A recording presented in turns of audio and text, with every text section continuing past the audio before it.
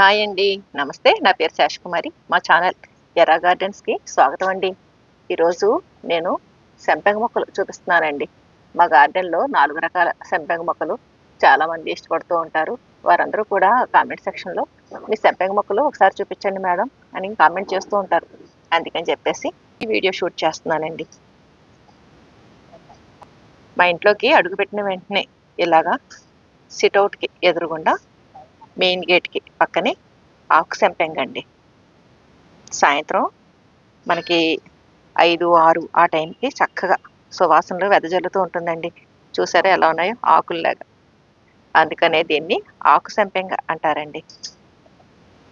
ఇది ఎక్కువ హైట్ పెరగదు. అంటే మనం నర్సరీస్‌లో తీసుకుంటున్నప్పుడు గ్రాఫ్టెడ్ ప్లాంట్స్ అని అడగాలండి. గ్రాఫ్టెడ్ ఆకు సంపెంగ అంటే ఇస్తారు.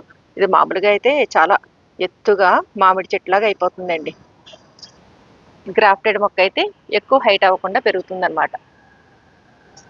చూసారా పెద్దగా ఎక్కువ హైట్ అవ్వల.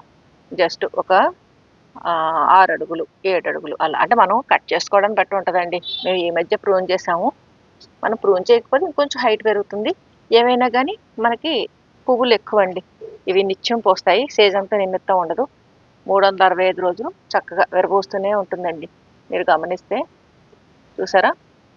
వస్తున్న చిన్ని చిన్ని పూలు అంటే మొగ్గలు ముదురు పచ్చలో ఉంటాయి. ఆ తర్వాత గ్రాడ్యువల్‌గా మనకి డార్క్ కలర్ అంటే యెల్లోకి మారుతుందన్నమాట పువ్వు పూసే టైంకి. అందుకని మనకి ఒకటే మొక్కలో రంగురంగుల కింద కూడా కనిపిస్తాయండి. ఈ ఆకు సంపెంగ మొక్క పూలు. చూసారా ఇక్కడ? మీరు గమనిస్తే తెలుస్తది తేడా. ఇక్కడ పచ్చలోనే 2, 3 షేడ్స్ కనిపిస్తున్నాయి. ఇది కొంచెం ముదురు పచ్చగా ఉంటే అది కొంచెం లేత పచ్చ చిలక పచ్చలోకి వచ్చింది. ఇక్కడేమో కొంచెం యెల్లోయిష్‌గా ఇలాగా డిఫరెంట్ షేడ్స్‌లో కనిపిస్తూ ఉంటాయండి పూలు. ఇవి ఈజీగా కుండీల్లో కూడా పెంచుకోవచ్చు. ఆకు సంపెంగ. దీని తర్వాత సింహాచలం సంపెంగ అండి. ఇది కొంచెం చెట్టులాగా పెరుగుతుంది. సింహాచలం సంపెంగ విత్తనాలు ఇవ్వండి మేడం అని అడుగుతూ ఉంటారు.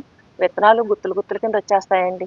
పువ్వులు మనం కొయ్యకుండా ఉంటే గుత్తులు గుత్తుల కింద వచ్చేస్తాయి. ఆ విత్తనాలు వేస్తే మొక్కలు వస్తాయి. కానీ అవి సరైన పూత అది రాదండి.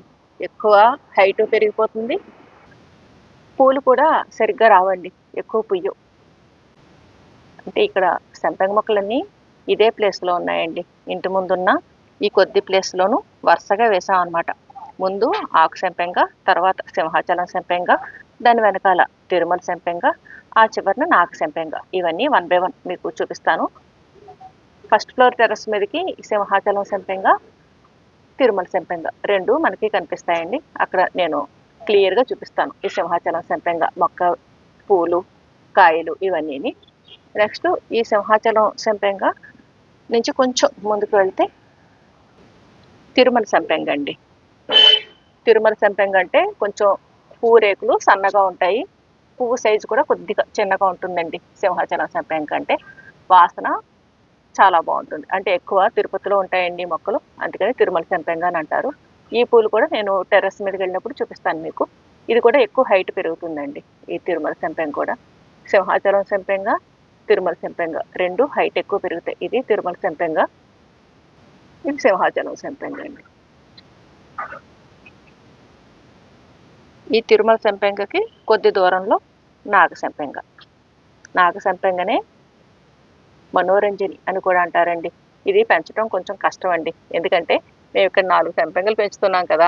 నాలుగిట్లలోనూ ఎక్కువ నన్ను ఇబ్బంది పెట్టేది ఈ నాగ సంపెంగేనండి. ఏంటో ఆ కారణం మీకు చెప్తాను. ఇక్కడ చూసారా కొమ్మ కట్ చేసేసింది. అలాగా ఎప్పటికప్పుడు మనం ప్రూనింగ్ చేసేస్తూ ఉండాలండి. ఇక్కడ మొదలు మనం వదిలేసామంటే చాలా కొమ్మలు వచ్చేస్తాయి. నేను ఒకటే ఒక కొమ్మ ఉండేలాగా ఎప్పటికప్పుడు ప్రూన్ చేసేస్తూ ఉంటానండి. అందువల్ల మనకి ఎక్కువ గుబురు వచ్చేదు, పూలు కూడా ఎక్కువ వస్తాయండి. ఎప్పుడైతే ఎక్కువ మొక్క పెరిగిపోకుండా ఉందో అప్పుడు పూలు కూడా చక్కగా మనకు వస్తాయి. నెక్స్ట్ ఎండ కావాలండి. ఎండ ఉంటేనే పూలు పూస్తాయి. ఇది కూడా మీకు ఇక్కడ నుంచి పూలు కనిపించట్లేదు. నేను పైకి వెళ్ళినప్పుడు వీడియోలో పూలు చూపిస్తాను. ఇదిగోండి ఇలాగా మనం పంపించాలి కానీ సెకండ్ ఫ్లోర్ వరకు కూడా వెళ్ళిపోతుందండి ఇది. నాగసంపెంగ ఒకటే కొమ్మ మనం పెంచుకున్నామంటే చక్కగా ఎంత హైట్ కన్నా తీసుకెళ్ళిపోవచ్చండి. ఇదిగోండి నాగసంపెంగ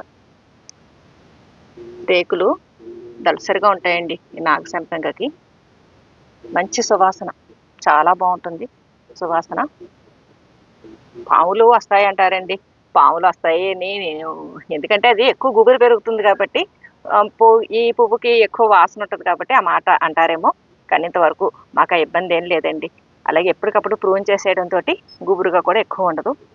నాగ సంపెంగ అండి, ఎప్పటికప్పుడు మనం ప్రూన్ చేసేసి 1 లేదా 2 తీగలు ఉంచుకుంటే మనకి ఇలాగ ఎప్పుడు కూడా పూలు పూస్తూ ఉంటాయండి.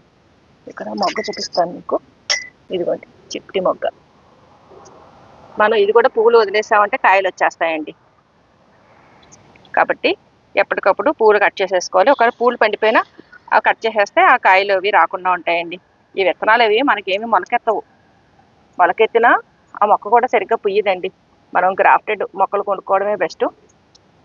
నాగ సంపెంగ, మనోరంజని. ఇదిగోండి తిరుమల సంపెంగ. పైకి వెళ్ళాక మీకు పూలు చూపిస్తానన్నాను కదా, ఇదిగోండి పూలు.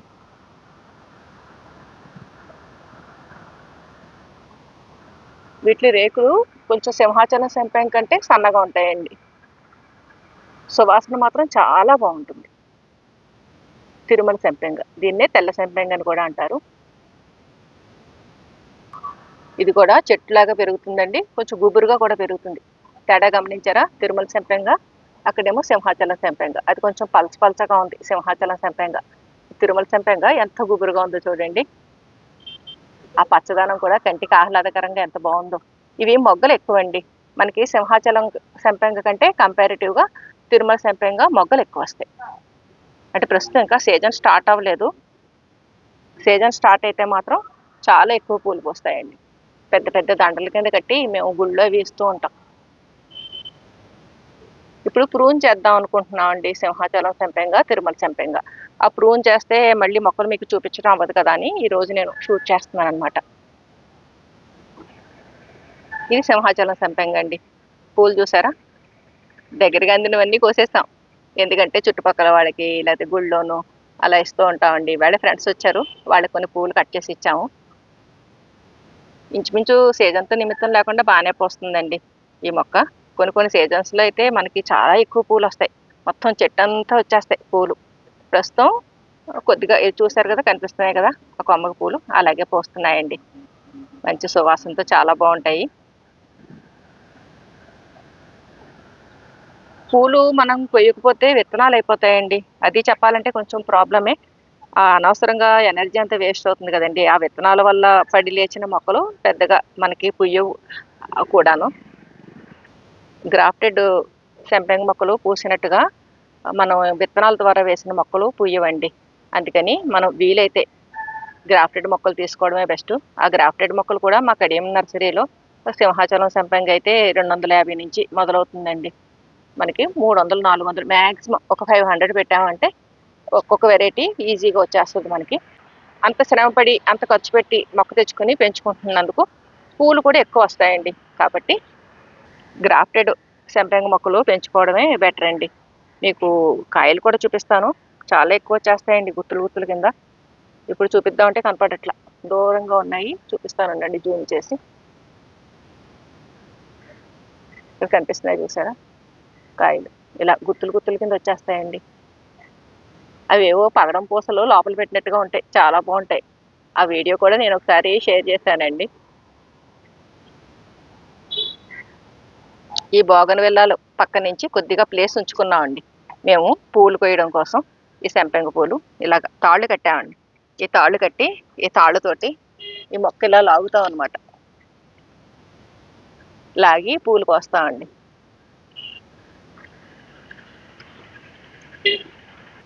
మా గార్డెన్లో ఉన్న 4 సంపెంగలు కొంచెం ఎదిగాక మీకు ఇలాగ చూపించడం నాకైతే చాలా చాలా సంతోషాన్ని కలిగించింది. మీకు అందరికీ కూడా ఈ వీడియో నచ్చే ఉంటుంది అనుకుంటున్నాను. సర్వే జనా సుఖినో భవంతు.